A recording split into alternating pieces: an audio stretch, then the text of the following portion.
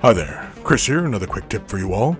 In this video we are going to continue our look at painting the Ork Shokk Attack Gun. In this video we are going to work on the lightning that is surrounding those little orbs that are at the end of the gun. And of course this part has been left off from the model so that it's easier to paint and get to little fiddly little areas.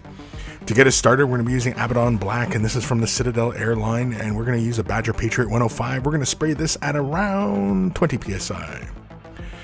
Of course, the model has also been primed using black and white Vallejo primer, sprayed around 20 psi. Just to give it a zenithal look, that was just initially so that I keep orientation around the model, and so I know where I want to have light sources, because initially as I was laying this black down on the orbs, I wanted to do them kind of like they are a little bit translucent, like they're kind of like glass orbs or something along those lines. Kantor Blue is next, and of course this is from the Citadel airline as well, and I'm concentrating this mostly on where the bolts of lightning connect up with the orbs, and also on the underside of each of the orbs. As I mentioned before, I want to do a bit of a translucent look to these things, and so I'm going to concentrate more of the blue color along the bottom half of the orbs, and so that, again, knowing where my direction is coming from, that's going to help in knowing where to lay the highlights. Caledor Sky is next. We're going to use a little bit of the thinner, and of course both of these are the Citadel Air variety.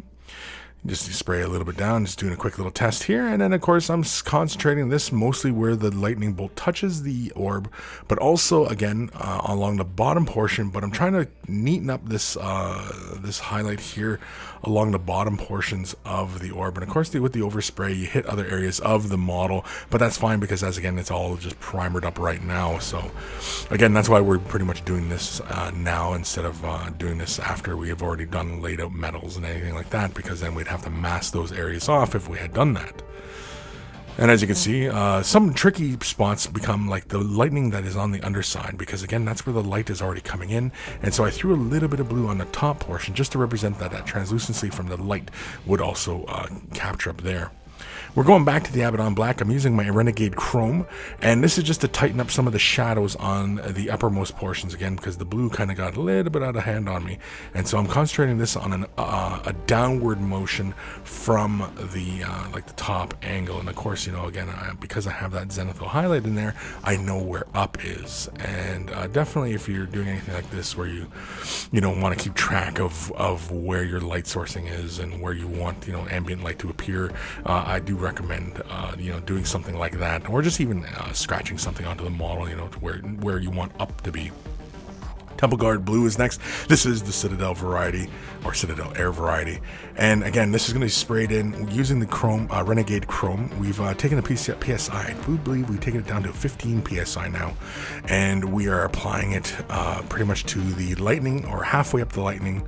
Actually, it's probably a little bit more than 3/4 of the way up the lightning, really. And of course, where the lightning is also touching the orbs, and really that's about it. Some areas, like on the bottom orb there, where that little nobule kind of comes out of the orb, there's a little bit of a blue there as well. Again, because like I said, I do want to have this to have a bit of the appearance of being a translucent structure. Temple Guard Blue, and this is the regular Citadel variety, and here you can see I'm going to begin laying out some lightning. And so I've thinned this out just a little bit with the dampness of the brush, essentially. I haven't used any like my mediums or anything like that.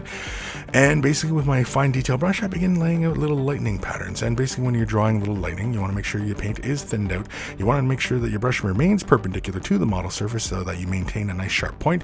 Make sure that you keep light, even pressure as you work your way around. And of course, when you're drawing it, essentially think of like, you know, veins or like a tree trunk, or, you know, any kind of organic type shape like that. You can do it in straight lines if your freehanding is not that terrific, as it were. If you're afraid of, you know, kind of doing curvatures and things like that, and if you want to have the lightning kind of straight and angular and, you know, more like bolts of lightning kind of thing, that's perfectly fine as well, whichever you prefer, of course. Next is a Baharroth Blue, and again, this is the Citadel variety. This is the edge color. It's nice and thin. Of course, you can simply just add a little bit of blue to that previous color and get you a similar color like this. And you can see here we're adding this color to the bolts and pretty much going all the way up, providing a nice little highlight. And again, we're really kind of brightening up these bolts of lightning, as it were. And you can see simply we just, again, reiterate onto the previous step. Again, because we have the fine detail brush, we want to make sure that we keep the paint nice and thin, but not too thin that it runs everywhere. You just like I find most of the time that just the dampness of the brush. And when I mention the dampness of the brush, basically when I rinse the brush off, I give it a quick snap, just onto the towel or whatever, and then whatever residual dampness is in the bristles, I use that to thin the color. And usually that's not a whole lot of, the bristles aren't swollen or anything like that. It's just there is dampness in those bristles, and that's usually enough to achieve a little bit of thinning like this. And usually it's not shown on camera, but I often wash the brushes between phases, and so again I'm constantly washing my brushes. White Scar is next, and this is really just for the base of the lightning as it connects up to the orbs themselves, and that's about it. That's because really that's where we want to imagine the intensity of these bolts as they're emanating from the orbs, as it were. Because I guess we're to imagine that this thing is like spinning at the end of the gun, and these electricity is just kind of arcing from this thing, and it's really kind of crazy orkiness going on.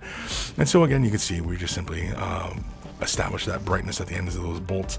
And again, I think you can pretty much stop right there if you want, but we're going to go a little bit further. We're going to take some Caledor Blue. This is the Forge World clear color, and we're going to go back to the Renegade Chrome, and we're going to put a couple drops into our brush. And what we're going to do here is bring a fade in from the ends of the bolts, bring it in about halfway, so it just creates a bit of a transition in there. And then with the orbs themselves, we are pretty much going to do a majority of the orbs right on top of the black as well, but also push the color closer towards where we push the white of the electricity. Now the ends of electricity that are already on the orbs are already going to get a bit of a transition in there, so you're going to get some color mixture, but be sure not to hit where you or go too far into the white of the lightning, because you want to preserve that white as well. And then once that is dry, you can already see it's already taken on a bit of a shiny quality, and the black and this blue color already reflects a lot of blue, and it throws this kind of hint out there that it's blue. It's not all the way black. We take some gloss varnish, we load this back into the brush, and then we begin putting I throw about 2 layers down onto this.